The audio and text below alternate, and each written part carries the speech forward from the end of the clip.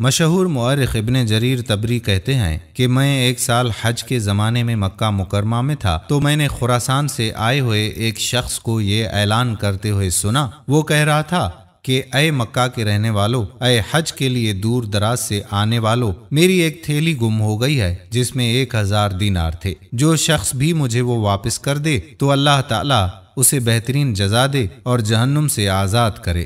دینار سونے کے سکے کو کہا کرتے تھے اور آج کل کے حساب سے اس کا وزن 4347 گرام بنتا ہے۔ اس طرح اندازہ کر لیں کہ 1000 دینار اچھا خاصا سونے کا خزانہ تھا۔ یہ اعلان سنتے ہی مکہ مکرمہ کے ایک بوڑھے صاحب اٹھے اور انہوں نے اس اعلان کرنے والے کو مخاطب کر کے کہا کہ اے خراسانی بھائی، ہمارے شہر کے حالات آج کل بہت ہی دگرگوں ہیں۔ ہر طرف قحط سالی نے ڈیرے ڈالے ہوئے ہیں، مزدوری کے مواقع بھی نہ ہونے کے برابر ہیں، فقر و غربت کا دورہ ہے۔ آپ کے لیے میرا مشورہ یہ ہے کہ آپ اس شخص کے لیے جو آپ کا مال لوٹا دے کچھ انعام کا اعلان کر دو۔ ممکن ہے کہ وہ مال کسی فقیر اور محتاج کے ہاتھ لگا ہو، تو جب وہ انعام کا اعلان سنے گا تو آپ کا مال لا کر دے دے گا تاکہ اسے بھی حلال طریقے سے کچھ دینار مل جائیں۔ خراسانی شخص نے پوچھا کہ آپ کے خیال میں ایسے شخص کا انعام کتنا ہونا چاہیے؟ مکہ مکرمہ کے رہائشی ان بزرگ عمر شخص نے کہا کہ 1000 دینار میں سے کم از کم 100 دینار تو ہونے چاہیے، لیکن خراسانی شخص اس پر راضی نہیں ہوا اور اس نے کہا کہ میں اپنا معاملہ اللہ تعالیٰ کے حوالے کرتا ہوں۔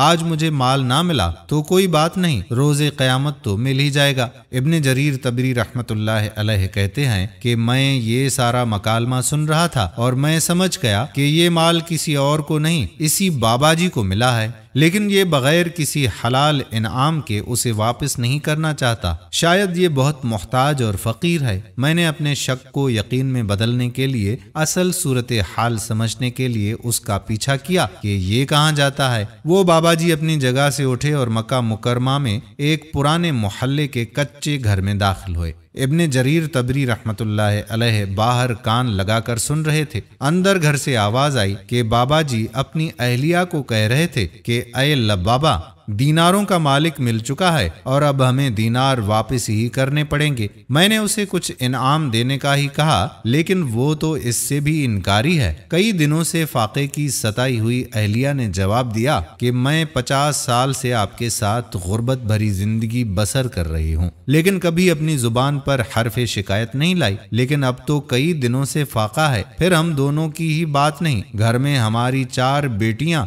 آپ کی 2 بہنیں اور آپ کی والدہ بھی ہیں، انہی کا کچھ خیال کر لو۔ یہ مال جیسا بھی ہے آج خرچ کر لو، کل کو ممکن ہے کہ اللہ تمہیں مالدار کر دے تو یہ قرض چکا دینا۔ بابا جی نے اپنی لرزتی ہوئی آواز میں کہا کہ کیا میں 84 برس کی عمر میں آ کر اب حرام کھانا شروع کر دوں، جبکہ میں نے پوری زندگی صبر و شکر میں گزار دی ہے؟ اب تو یوں سمجھو کہ میں قبر میں پاؤں لٹکا بیٹھا ہوں، مجھ سے یہ نہ ہو سکے گا۔ اس پر بیوی بھی خاموش ہو گئی۔ ابن جریر کہتے ہیں کہ میں یہ سب باتیں سن کر بہت حیران ہوا اور واپس حرم شریف آ گیا۔ اگلے دن جب سورج کچھ بلند ہوا تو وہی کل والا خراسانی شخص اپنے گم شدہ مال کا اعلان کرنے لگا۔ پھر وہی بابا جی کھڑے ہوئے اور انہوں نے کہا، اے خراسانی بھائی، میں نے کل بھی آپ کو ایک مفید مشورہ دیا تھا، اگر آپ 1000 دینار میں سے 100 دینار نہیں دے سکتے تو 10 دینار ہی دے دو، تاکہ اگر کسی غریب فقیر محتاج کو آپ کا مال ملا ہے تو اس کا بھی کچھ بھلا ہو جائے گا۔ ابن جریر طبری کہتے ہیں کہ اس طرح دوسرا دن بھی بیت گیا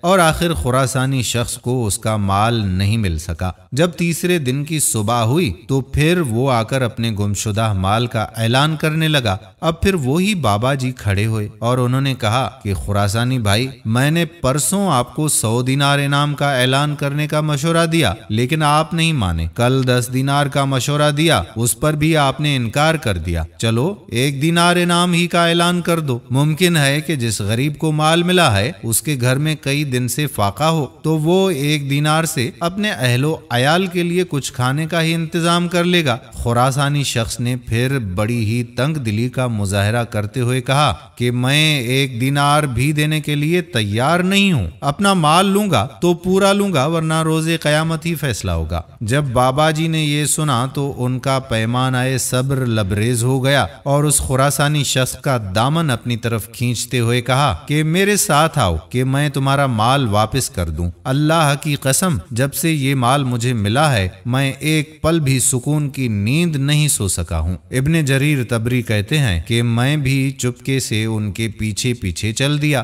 بابا جی اپنے گھر میں داخل ہوئے، دینار لیے اور باہر نکل کر وہ سارے دینار اس خراسانی شخص کو دیتے ہوئے کہا کہ اللہ تعالیٰ مجھے معاف کر دے اور اپنے فضل سے ہمیں رزق عطا فرمائے۔ مجھے ان کے پیچھے گھر سے رونے اور سسکیوں کی آواز صاف صاف سنائی دے رہی تھی کہ سب کئی دنوں سے فاقے سے تھے۔ اس خراسانی شخص نے تسلی سے اپنے دینار گنے اور روانہ ہو گیا۔ ابھی وہ تھوڑا ہی آگے گیا تھا کہ اچانک مڑا اور ان بابا جی کی کنیت سے انہیں مخاطب کر کے کہنے لگا کہ اے ابو غیاث، میرے والد کا انتقال ہوا تو انہوں نے اپنی میراث میں 3000 دینار چھوڑے تھے اور وصیت کی تھی کہ شرعی طریقے پر اس کا تیسرا حصہ یعنی 1000 دینار فقراء و مساکین پر صدقہ کر دیے جائیں، اور میں مکہ مکرمہ سے یہ مال اسی نیت سے لایا تھا کہ کسی فقیر اور محتاج کو دے کر اپنے لیے اور اپنے مرحوم والد کے لیے دعا کرواؤں گا۔ مجھے اس سفر میں آپ سے زیادہ سفید پوش کوئی نظر نہیں آیا،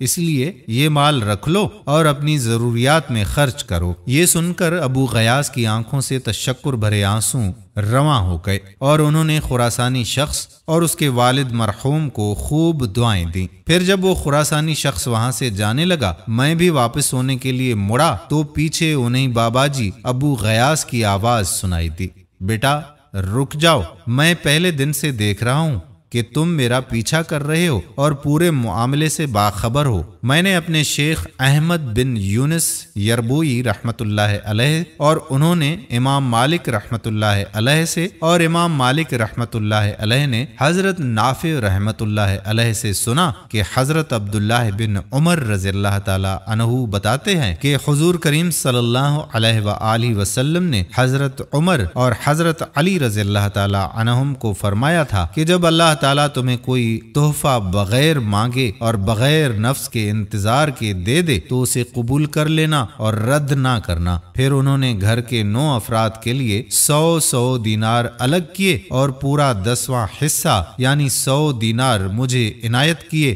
اور مجھے ساتھ ہی کہا کہ یہ حلال مال ہے، اسے احتیاط سے خرچ کرنا۔ ابن جریر طبری کہتے ہیں کہ میں وہی 100 دینار 2 سال تک خرچ کرتا رہا اور خوب علم حاصل کیا۔ اللہ کریم ہم سب کو اپنے لطف و احسان سے اس کا یقین عطا فرما دے کہ جو رزق ہمارے نصیب میں لکھا ہے وہ ہمیں ضرور ملے گا، چاہے وہ کہیں بھی ہو، اور جو رزق ہمارے حصے کا نہیں ہے وہ ہمارے کام نہیں آئے گا، خواہ ہمارے ہاتھ میں ہی کیوں نہ ہو۔ بس رزق حلال کے اہتمام اور حرام روزی سے بچنے کی یہی کنجی ہے۔ باقی رزق حلال کے لیے محنت، مسنون دعاؤں اور مقبول وظائف بھی بندے کو اللہ تعالیٰ سے جوڑنے کے ذرائع اور بہانے ہیں۔ اللہ تعالیٰ ہمیں عمل کرنے کی توفیق عطا فرمائے، آمین ثم آمین یا رب العالمین۔